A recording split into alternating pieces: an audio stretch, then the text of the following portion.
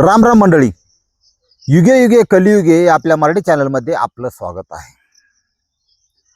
आता जसा राजा तशी प्रजा आणि जशी प्रजा तसा राजा. राजाची जबाबदारी असते. आता पूर्वीच्या राजे काय करायचे? वेश बदलून समाजात फिरायचे. आपल्याबद्दल लोकांचं काय मत आहे, आपला कायदा आणि सुव्यवस्था चांगली आहे का, व्यवस्थित आहे का. एक पोलीस अधिकारी आहेत, पोलिसांची फार प्रतिमा सध्या खराब झालेली आहे महाराष्ट्रामध्ये. याचं कारण म्हणजे अंकुश राहिलेलं नाही. बरेचसे पोलीस अधिकारी हे फक्त अधिकारी म्हणण्यापेक्षा कर्मचारी सुद्धा की ते जनतेत समजा तक्रार घेऊन गेला का, काय गेलं काय, ते असं रोबाबा दादागिरी तर असं बोलणं काय हेच चोरबिरी बा, असं अरे करायची भाषा, ती म्हातारा असं ते असं वेगळंच फील होतं लोकांना. असं एक आत्मीयता आपलेपणा वाटत नाही. ही लय प्रॉब्लेम आहे. तर सगळे वाईट नाहीत, काही चांगले की व्यवस्थित असतील, चौकशी करून घेतात, रेकॉर्ड हे करतात, रिस्पेक्ट करतात समोरच्याचा आणि तपास सुद्धा करतात. अशी पण आहेत वेगवेगळ्या प्रकारची. अहिल्यानगर जिल्ह्यातील पाथर्डी पोलीस स्टेशनच्या दारात घडलेला एक विषय तुम्हाला सांगतो. परवा दिवशीची घटना ही. पण आता CCTV बसवल्यात प्रत्येक पोलीस स्टेशन. म्हणजे सरकारचं मत असं असतं किंवा गृहमंत्री असेल, मुख्यमंत्री असेल, सिस्टीम असेल की थोडं पारदर्शकता यावी म्हणून त्यांनी काही उपाययोजना चांगल्या केल्यात. उदाहरणार्थ प्रत्येक पोलीस आउटपोस्ट किंवा पोलीस स्टेशनमध्ये SP-चा नंबर आहे. तुम्हाला जर शंका असेल तर तुम्हाला समजा नाही न्याय मिळाला, तुम्ही मोठ्या पोलीस स्टेशनला जाऊ शकता, जिल्ह्यात ठिकाणी जाऊ शकता, SP कार्यालयात जाऊ शकता, फोन लावू शकता. असं म्हणजे त्याचं पारदर्शकता आणण्यासाठी CCTVची ही केलेली आहेत. CCTV असतात. त्या CCTVच्या समोर ते पोलीस अधिकारी मारू शकत नाही अनलिगल तुम्हाला. ही बऱ्याच गोष्टी त्या कायद्याचा भाग आहे आणि लोकांना काय कायदा कळत नाही. पाथर्डी पोलीस स्टेशन पाथर्डी तालुक्याच्या ठिकाणी. तर त्या ठिकाणी दुपारच्या पारी एक महिला साधारण 40-42 वर्षाची आणि त्याच्याबरोबर तिचा मुलगा 22-23 वर्षाचा, नातेवाईक एक. आणि त्या नातेवाईकाचं नाव आहे, तो आख्या गावचा आहे, विठ्ठल रावसाहेब खर्चे. हे तक्रार घेऊन आले. तक्रार अशा स्वरूपाची होती, ते पोलीस स्टेशनमध्ये गेले की साहेब माझ्यावर सामूहिक अत्याचार झाला आहे. म्हणजे याचा अर्थ गुन्हा गंभीर, लक्षात घ्या. सामूहिक अत्याचार झाला आहे आणि नाव गेलं ह्या लोकांनी माझ्या सामूहिक अत्याचार केला आहे अमकं तमकं. मग त्या महिलेच्या आत्ताच्या स्टेटमेंटनुसार, म्हणण्यानुसार पोलिसांनी म्हणले आमच्याकडे लक्ष दिलं नाही, शांत घ्या, बघू आपण नंतर, असं तसं उडवडीची उत्तर. गुन्हा नोंद करून घेताना FIR घेतली नाही. महिला काय जायला तयार नाही.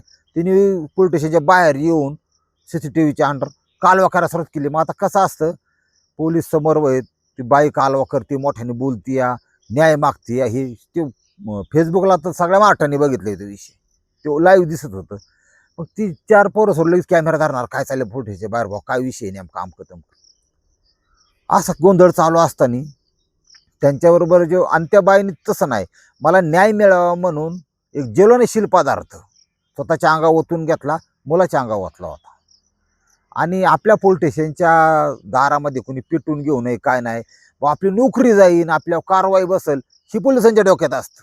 त्यामुळे ती अशी कुठलीही घटना घडली म्हणू नये म्हणून ते PIने हे योग्य केलं तिथल्या, की महिलेचा विषय ना, महिला कॉन्स्टेबल बोलून घेतल्या, तिथं होत्याच, थोडं शांत करा, असं करा, सांगा. महिलांना पुढं घातलं, महिला कॉन्स्टेबल सांगून गोंधळ चालला होता सगळा.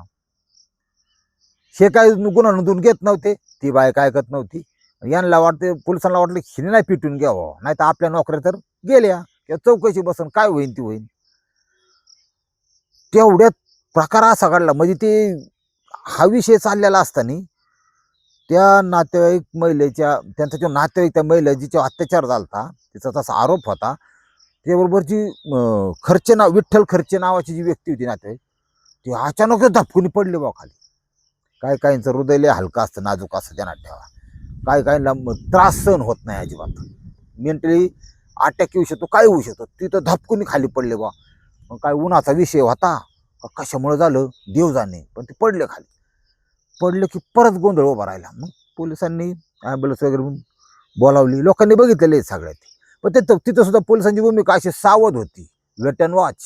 हे पण चुकीचं आहे, ध्यानात ठेवा. त्यांनी एखादा व्यक्ती मेडिकलची गरज आहे, पाटकुनी ॲम्ब्युलन्स हलवायचं ना. विषय आला लक्षात तुमच्या. महिलेचा आरोप आहेत, यांनी आरोपींचा घेऊन माझी केस घ्यायनात. अशी महिला आता बोलू शकत, तसं काय वाद नाही. नेल द हॉस्पिटल ती पोलिसांनी, त्या तिथलच्या लोकांनी त्या महिला पण होती बरोबर, दवाखान्यात नेलं. ती तपासलं, ते म्हणले डेड, मृत घोषित केलं. मग उष्माघातामुळे झालं का, अटॅक आला का, मानसिक त्रास काय झालं, पण बिचारा गेला. मग त्या परिसरामध्ये तणावाची परिस्थिती तयार झाली, तणाव वाढला आणि बहुतांश लोकांचा रोष, राग हा पोलीस स्टेशनवर होता. कमीत कमी पोलिसांना माझे, ज्यांना लोकांच्या आगाव गाड्या घालायच्यात, ज्यांना लोबाडायचे, ज्यांना खायचे, ज्यांना गवतीचा वापर करून आतला गुंड जिवंत ठेवायचा, त्यांच्यासाठी एक सांगणे, बाबा ओ एवढंच करा की एखाद्या वेळेस ही जनता पिसळून असं नाही ऐकायला बातम्या की असं झालं, पोलिसांनी अन्याय केलं आणि संपूर्ण पोलीस स्टेशन पोलिसांच्या सकट जाळून टाकलं. अशा परिस्थिती होऊन देऊ नका, ध्यानात ठेवा. हा, पळायला जागा राहायची नाही. ती बी लहान, ही पोलिस म्हणजे काय करोडपती अरबपतीची पोरं, ही सर्वसामान्य गरीब घरातली पोरं असतात, तुम्हाला सांगतो.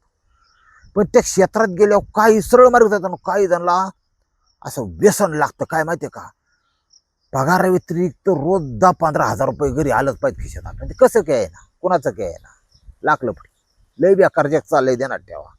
ही अशी परिस्थिती समाजाच्या दृष्टीने.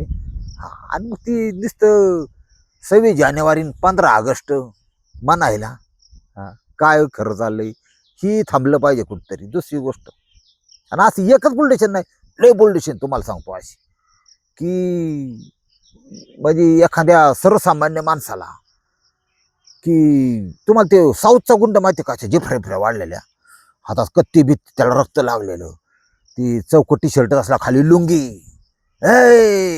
काट डालूंगा. त्या गुंडाची भीती वाटते का, त्याच्यापेक्षा जास्त पोलिसाची भीती वाटते. वर्दी बघितली की लांबून लोक जातात. अशी परिस्थिती तयार व्हायला, तर काय करावं आपण तरी, लय भीती वाटते. तर त्याला माहिती, ते एकदाच लुबाडीन, एकदा हानीन मारीन, काय होईल, हे सारखं लुबाडीन. इतकी भीती वाटायला काय लोकांना. थांबल कुठंतरी थांबल हे विषय. आता ती डेड झाली, वातावरण तापलं, अमकं तमकं, परिस्थिती जशी चिघळते. आता बऱ्याच वेळा कसं होतं, वरपर्यंत फोन होत्यात, लक्षात घ्या. पोलीस स्टेशनचा एक आतला विषय तुम्हाला सांगतो. हा, फोन शिवाय काय होत नाही जगामध्ये. हा, आणि राजकीय लोकांनी, राजकीय नेत्यांनी पोलीस स्टेशनला, PIला, ह्याला त्यांना दबाव टाकणे, हे प्रकार बंद झाला पाहिजे. हा, एक वेळ पोलिसांचा दोष नाही, पण हे पांढरे डगले जे आहेत, ह्या पांढऱ्या डगल्याच्या दबावामुळे बऱ्याच गोष्टी होत्या, लक्षात घ्या. आणि संविधान फक्त नावाला राहतं. संविधानाचा वापर तर व्यवस्थित होत, म्हणजे ते संविधानाचा वापर करून कायद्याचे हात ते बळकट नसतील होत, मग काय उपयोग आहे मला सांगा. राबवणारे तेवढे सक्षम पाहिजेत ना, असा विषय झालं. ती माणूस मेल्याच्या पुढं त्याची लोकल जमा झाली, सगळं हे झालं. पोलिसांनी मग लगेच गुन्हा नोंदवून घेतला. म्हणले बाई काय तक्रार सांगा. हा, म्हणले अशी व्यक्ती आहेत, त्यांनी एकूण 16 जणांच्या, एक लेडीज पण आहे, 16 जणांनी मिळून माझ्या अत्याचार केलाय, असं केलं तसं सांगितलं. बा सांगा म्हणले नाव. त्यांनी नाव काय सांगितलं बघा आरोपींची. दिनकर किलबिले, 16 मध्ये 13 तर 12-13 तर किलबिलेच आहेत नुसती. दिनकर किलबिले, प्रभाकर कृष्णा किलबिले, सारंगधर, अमोल कोठे, निखिल माने, जयदत्त किलबिले, अभिषेक भीमराव किलबिले, ईश्वर देशमुख, आनंद कासुळे, मनीषा किलबिले, अशा 16 जणांच्या विरुद्ध अत्याचाराचा गुन्हा लावला. शिवाय त्या महिलेच्या तक्रारीनुसार 3 लाख रुपयाची कॅश माझ्या घरात ह्यांनी चोरून नेली, दरोडा घालून, त्याचा गुन्हा लावला. गुन्हा घेतला नाही असं नाही. आता कायदा व्यवस्था आहे, आणि संपूर्ण समाजातून आता ही केस पांगली अख्ख्या महाराष्ट्रामध्ये. मागणी अशी होती की या प्रकरणाची चौकशी व्हावी. कोण म्हणते संपूर्ण पोलीस स्टेशनला निलंबित करून टाका, अशा मागण्या. पण माझं एक मत असं आहे, वस्तुस्थिती नेमकी काय, सत्य काय, पोलिसांच्या अन्याय नको, त्या महिलेच्या अन्याय नको, आणि ज्यांना आरोपी म्हणते त्यांच्याही अन्याय नको.